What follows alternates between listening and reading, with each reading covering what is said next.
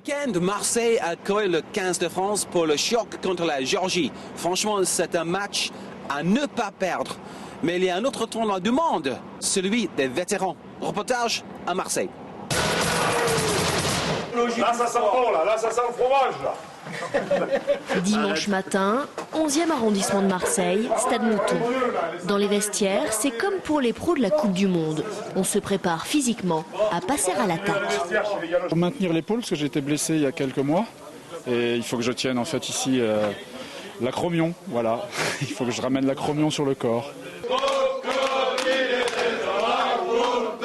Juste à côté, c'est le mental que l'on chauffe. Dans cette équipe, des Brésiliens et des Français qui se connaissent depuis l'université, 20 ans déjà. Parce que c'est ça le rugby, un sport d'intégration, une histoire d'effort et d'amitié. Voici donc l'équipe de... C'est team commun, All Star. All Star. C'est hyper original. Oui, très original, ouais. 9h30, direction la pelouse pour les échauffements. Welcome to everyone for the second festival vet tournament of Marseille. Ici, tous sont vétérans, plus de 35 ans au compteur et malgré l'âge, la même envie. Les dinosaures, parce qu'on vient de Digne, une réserve géologique, et comme on est vieux, autant que les dinosaures, voilà.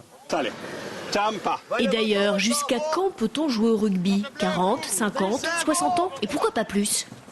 Juste avant de mourir. Voilà, par exemple. Tant qu'on peut courir, qu'on peut plaquer, se donner du plaisir, pas d'âge pour arrêter. Voici Nestor. Il est argentin, il a traversé l'Atlantique pour participer au tournoi des vétérans.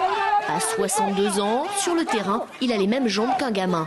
D'ailleurs, ses coéquipiers lui ont donné un surnom, El Loco.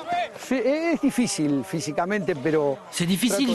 mais j'essaie quand même. J'essaie de faire attention à moi, j'essaie de... Ah, et puis, vous savez, de venir en France et faire la fête, c'est super.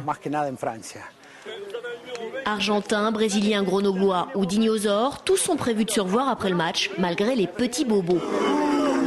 Parce qu'ici, c'est comme pour les pros de la Coupe du Monde, l'important c'est aussi la troisième mi-temps. Malheureusement, c'est tout pour cette émission.